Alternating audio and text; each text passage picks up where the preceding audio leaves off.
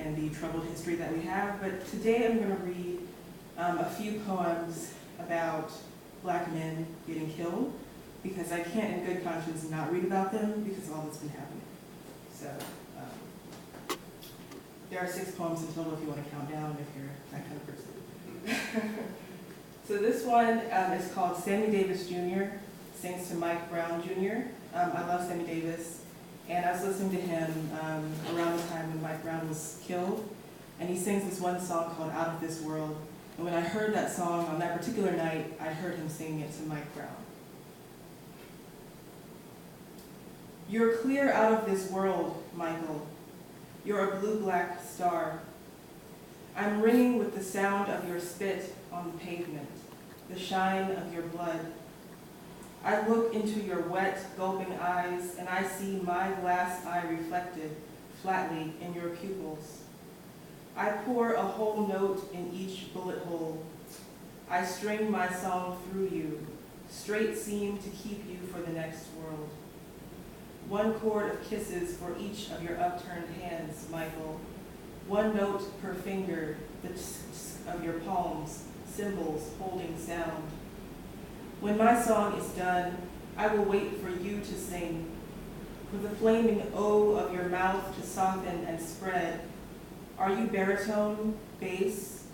Do you sing in a wail with a ricocheting vibrato, or is your song a ringing plea in 4/4 time?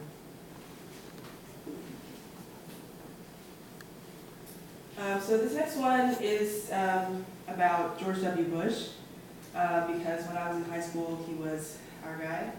Well, he wasn't my guy, but he was a guy. So since we're having crazy time in America now, I thought it would be appropriate to read this.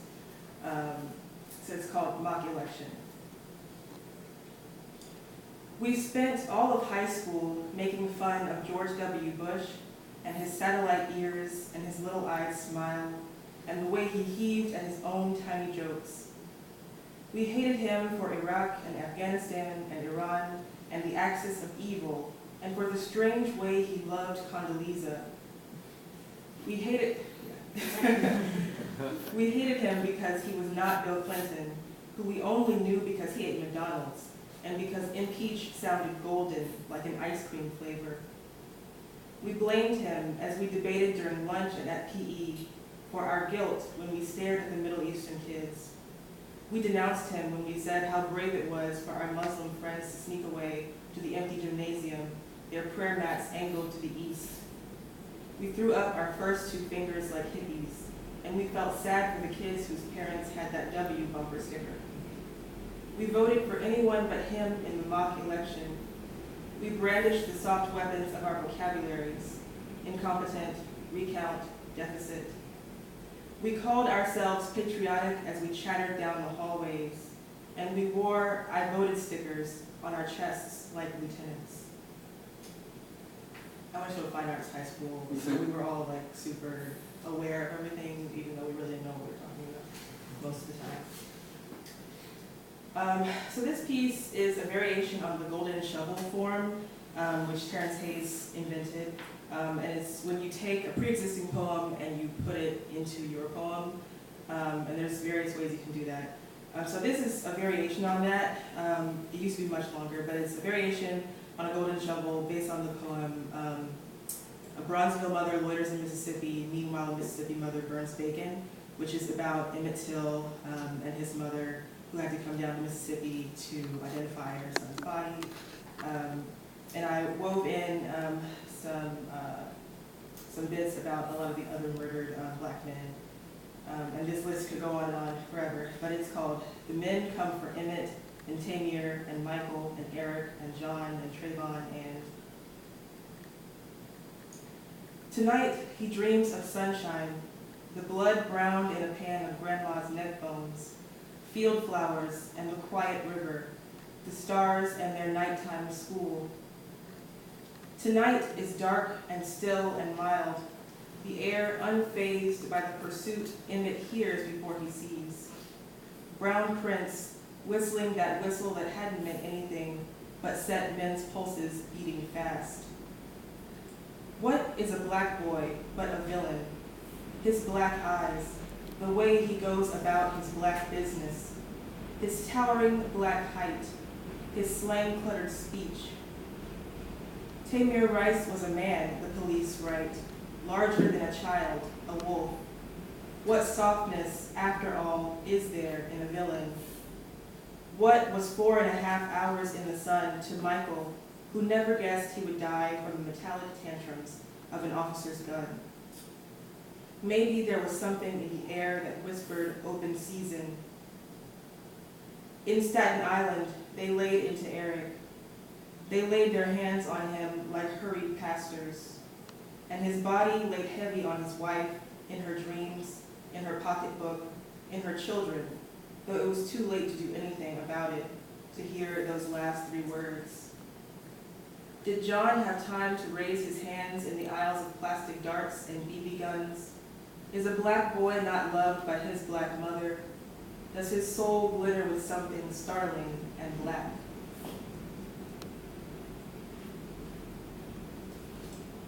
So now for a fun one, to kind of switch gears a little bit. This poem is just about a memory that I have from childhood at Christmas time. How to make your daughters culturally aware and racially content during Christmas time. Remind them Jesus black. Despite the pictures Granny has hung on the wall, despite the glowing good old boy on her pile of church fans, Jesus was a brother, a bruh, not a bro. Hair of wool, you tell them. Buy a new nativity set. Mary with her press and curl, Joseph with a fade, baby Jesus fresh out the womb and curly. Go to a roadside Christmas shop. Buy a pale, smiling Santa. Let your daughters wonder how he turned brown overnight, how Santa's face became just like their own, brown and buttery, a Yuletide miracle. When you're trimming your plastic tree, the one you've had since the 80s, put on Rudolph bopped by the Temptations, deck the halls by Smokey, Donny Hathaway's This Christmas, and Gladys Knight's deep brown voice crooning Jingle Bells. Fill the tree skirt with tightly wrapped gifts.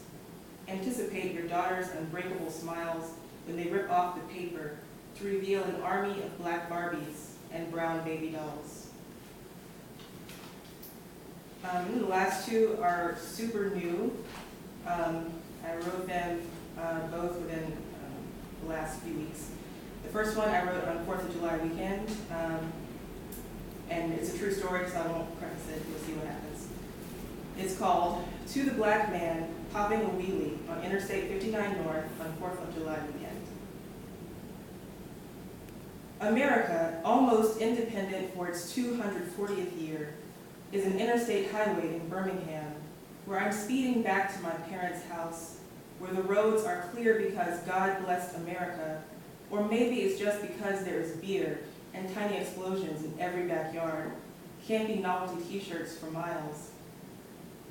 But right now, America is you, up on your hind wheel, you straddling the motorcycle, hips so open they're almost unhinged. It's you, gun strapped to one leg, keys hanging off the other.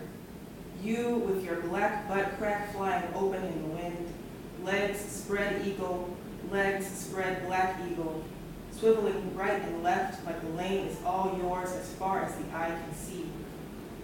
I moved my car to your lane just to catch a speck of your sweat, glean some of the cool from the air passing over your helmet, under your billowing shirt.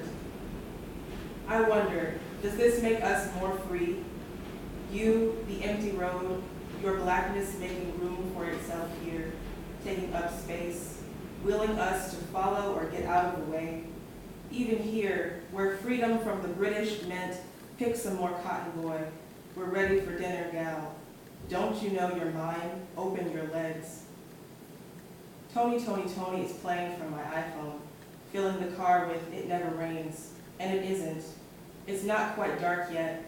The heat still squats in the middle of the sky, and I think you might feel me gaining on you because you turn your head just so, twice, 3 times, then you're off, the lane divisions dissolving under your diagonal path toward the airport.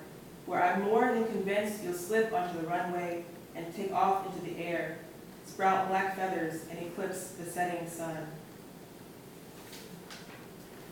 Okay, the last one I wrote after the day after Alston Sterling was killed.